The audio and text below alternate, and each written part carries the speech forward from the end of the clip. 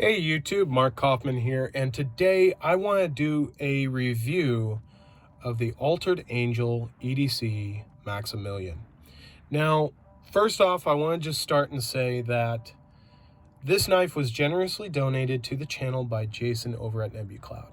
So thank you again for donating another knife to the channel and giving me this opportunity to review this knife. But also, I want to give, and yes, I'm having a drink because it is, God, it's almost 12:30 at night, and I did have a phone call with the owner of the company, and he is also the designer of the company along with his son, and him and his son built this company, and it was all because, and he said it was because of these stimulus checks. The first stimulus check, he used it and invested it into this company. And because of that, he has a knife brand. And I think that's incredible. And I am just kind of lingering here. I've been up since 4 a.m. and while this is all fresh in my head, I just got off the phone with him.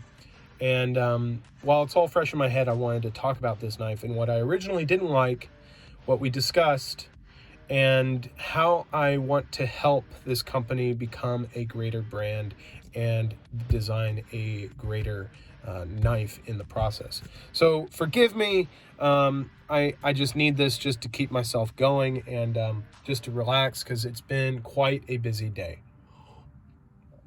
So with nothing else to do, here we go. So this is the Altered Angel EDC Maximilian. And first off, I want to just make it clear, this is $36 right now on Amazon. This knife is on Amazon for $36. You get this really great packaging here. And you also get this very nice card thanking you for supporting the company.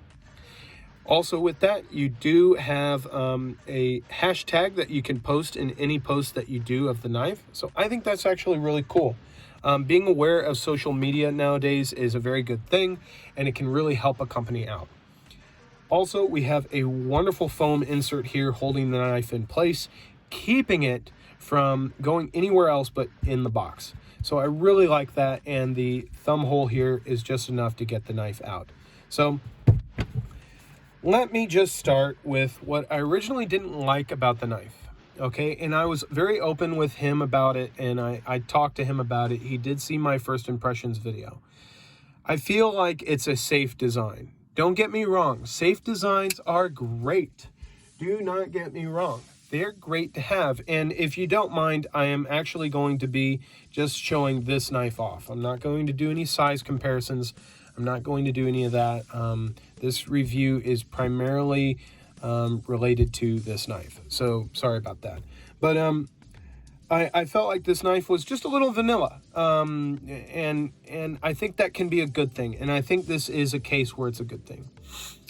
So I'm going to first go off and talk about what I don't like about it, okay? And I'm just going to be very quick about this. So what I didn't like is that the jimping back here, you can see that there's some backspacer jimping. Jimping back here didn't raise up a little bit. I wish it was up maybe 4 or maybe 3 millimeters, okay? Just enough where you actually feel it in the palm, okay?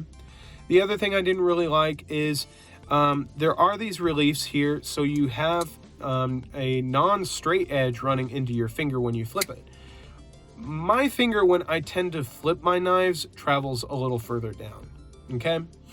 Excuse me. And I suggested it to him that maybe this divot here should maybe extend either fully down the end of the knife to here, or just 5 millimeters further to accommodate maybe even bigger fingers than my own when it comes to flipping the knife. The other thing I didn't really like is the jimping. I think the execution of it is fantastic. With the milling out on either side, the size of the jimping really allows you to get a great grip, either if you're wearing gloves or if you're barehanded. But I felt that the jimping should have been just a little longer, because if you wanted to like choke up and do push cuts, your knuckle is trying to grip into this, but your thumb has nothing to grip onto.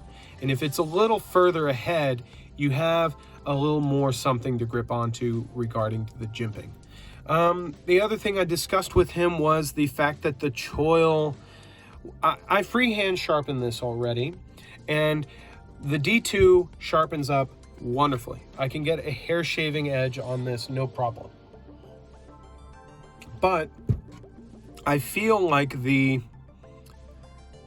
choil just needs to be extended just a little bit. Maybe have it out to here.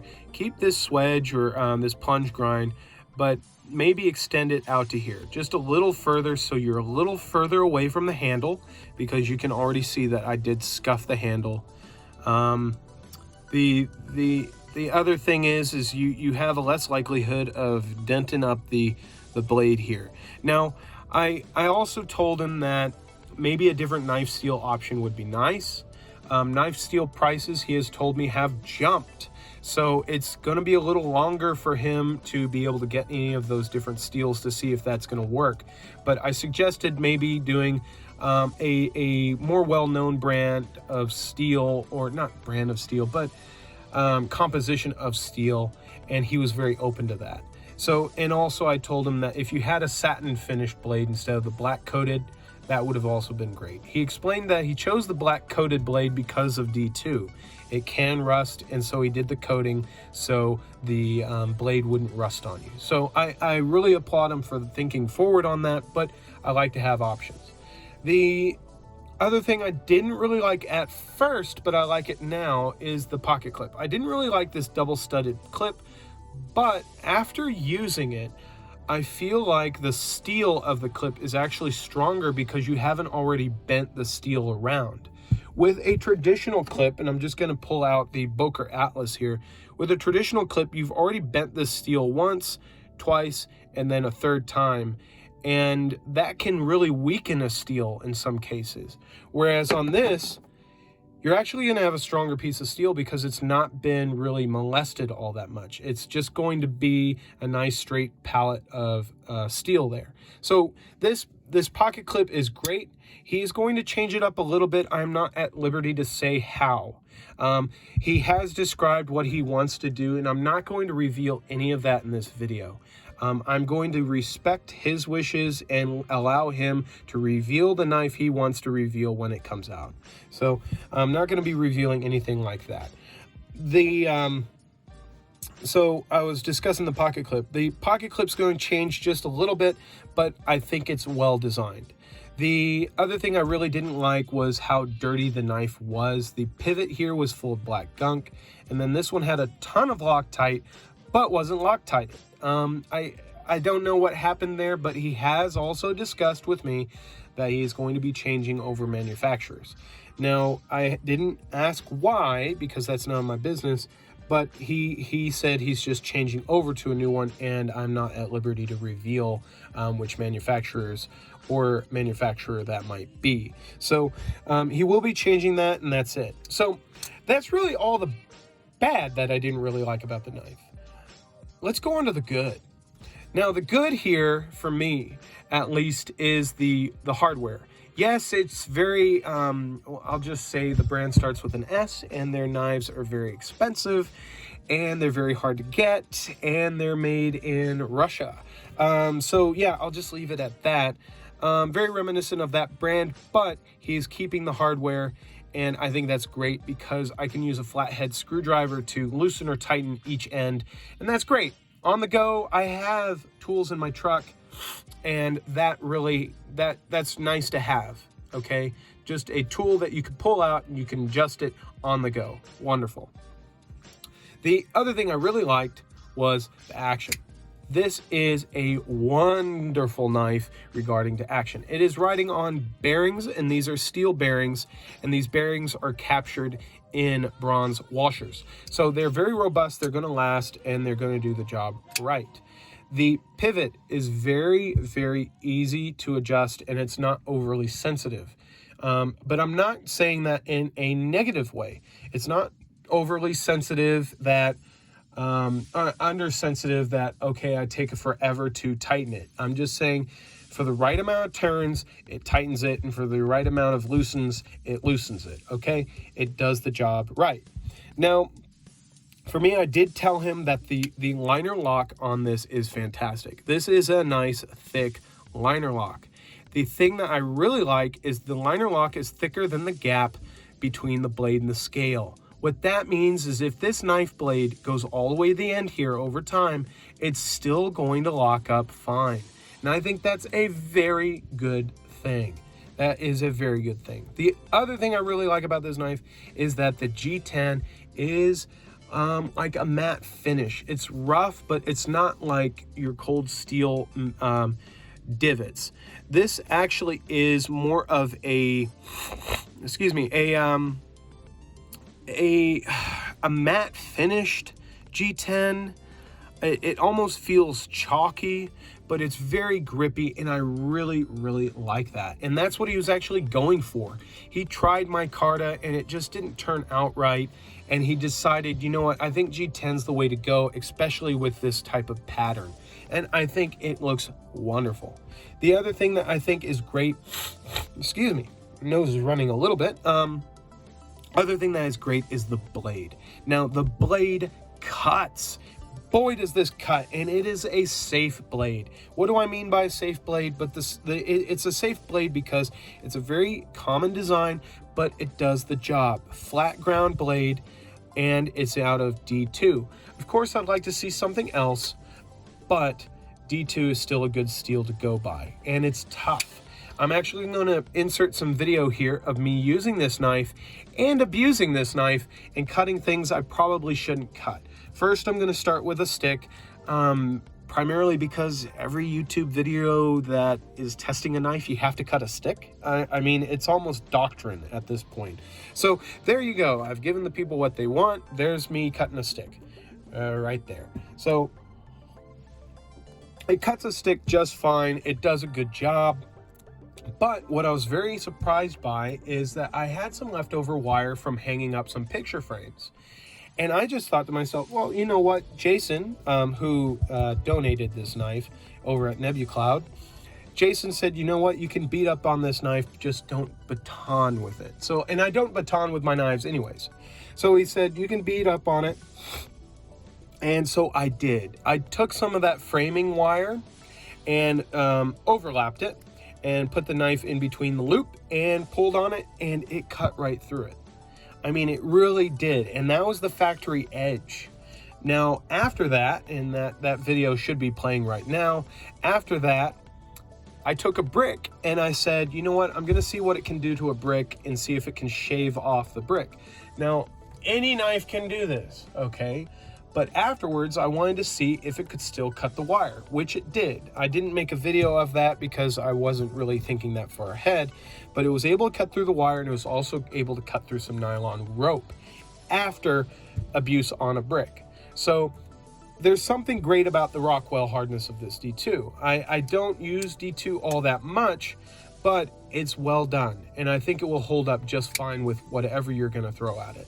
I did end up using it as a pry bar just a few times to loosen up a few things, and I found that it didn't buckle, the pivot didn't buckle, and the stop pin didn't buckle at all. He is thinking about making the stop pin a little bit bigger and more robust, so that's a great thing. I think that's going to be wonderful. But overall, I think he has a wonderful knife, and I did discuss a few things with him. Now, these were a few things that I was just a little concerned about. I was concerned about the milling. I'd asked him, why did you mill one side and you didn't mill the other? Because this other side has no milling. He said that he felt that it would compromise the structural integrity of the knife and would allow buckling and bending in the scale. So for me, I think that's a good enough reason not to do it. Some brands do it, but they're not also wanting to have a more reliable knife that's affordable and that is going to be very tough. But I mean, I feel like keeping it the way it is fine. I don't think it's necessary. The other thing I pointed out was that the lanyard hold was a little bit tricky. I mean, just a little tricky to get at. I don't use lanyards all that much, but he said that he designed this knife with these 2 pivots to be able to be taken apart very easily. And then this backspacer is actually able to come out very easily, and then you can weave your lanyard through there and then assemble the knife back together and have your lanyard there. So I think that's perfectly agreeable. You just take the knife apart, clean it, put the lanyard you want on it, and suppose you're going to keep it there. And it looks great. It looks real tight, and you've got a good space for all that. So I really think that's a winner. I don't think it really needs to be changed. Overall, I really think this gentleman has a wonderful design. It's a safe design, but also it's a design that is approachable. It's not like this is going to be I mean, it looks tactical because I associate black blades with tactical knives, but this knife does still look very approachable. If I was a knife novice, I would see this and I would just still say, you know what, that still looks like a good knife. And guess what? It really is a good knife. I told him, we talked for about 30 minutes, and I told him, if you sat down again with me and talked to me about this knife and said, you know what, Mark, I'm not changing a damn thing about this knife, and I think it's perfect. I told him, you know what, if you ended up doing that, I would still probably buy this knife. You know, the small things I've pointed out that I don't like about the knife are small nitpicks. They're just things that I would want, you know, but they're not things I need. Really, this knife is just fine the way it is. It's got great action, great deployment, wonderful fit and finish. I mean, all the G10 is fit very well. I don't see any issues with it. There's no gaps in any of these liners versus the G10. There's no problems with this knife. I mean, really, this is a well-designed and well-fitted knife. In conclusion, the packaging is fantastic. I told him don't change that at all. Focus more on the knife, not on the packaging. I told him, just in conclusion, if it was me and I had to change something, give a different color blade option, maybe a satin finish, maybe a 9CR. A little bit bigger sharpening choil, and maybe expand that flipper's gap here a little further back just to give a little more room. Extend the jimping just a little bit more. Have this jimping back here raised up just a bit so you actually get a little bit of grip on your palm. And really, I mean, other than that, maybe, I don't know. I mean, it's a really good design. And I really think if you guys haven't already, support this gentleman. Okay, that's what I really want to say is just support him. He's trying to build a knife for us users. And I know I just sound like somebody from Tron, you know, user, but I mean, we are users. We use our knives, hopefully, and we want to have a knife that's going to do the job. And I really feel like this is a knife that can do the job, but I think it can do the job better. And that's what he's wanting to do with this. He's wanting to improve it. He's wanting to make the best EDC knife under $40 that he can make. And I think that is admirable. And you know what? For a father and son to have a dream come true, that is the dream. To be able to have something in hand that you can say, I designed this and made this and had it made. That is the dream. So really, that is my review on the Altered Angel EDC Maximilian. And I think it's a great blade. Now, should you buy it? Of course, it's $36. Why not buy it? But if you're wanting to wait for it, he's got a few things coming up. I'm not at liberty to say. He didn't allow me or say that I could share it, but he's got a few things coming up, and I really think they're going to be great. And hopefully him and I can bring those things to you through YouTube. And I hope that I can do justice like I have today in discussing those other items that he has planned. So till then, until the next video, I hope you guys have a great one. And thank you guys so much for joining me. And I'm sorry that I'm in this state. It's just, I've had a long day, and I really, really just need to relax, and talking with this gentleman about his knife really helped, and having his knife in front of me has really helped get some of these tasks around the house done right. So guys, thank you again for joining me on my YouTube channel. And if you haven't already, subscribe and hit that notification bell. That notification bell will let you know when I upload a video, and will let you know when I'm active on YouTube. So till the next video, I will talk to you guys later. And just remember, have a great day or night, wherever you may be. I'll see you in the next one. Bye-bye.